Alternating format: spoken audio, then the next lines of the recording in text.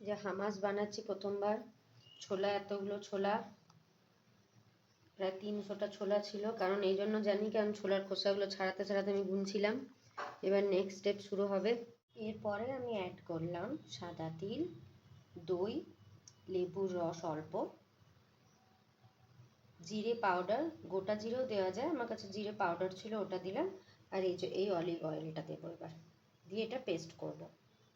এটা পেস্ট করার সময়ও নুন দিতে পারেন, কিন্তু আমি পেস্টটা করেই নুনটা দেবো, নয়তো বেশি বা কম বুঝতে পারা যাবে না।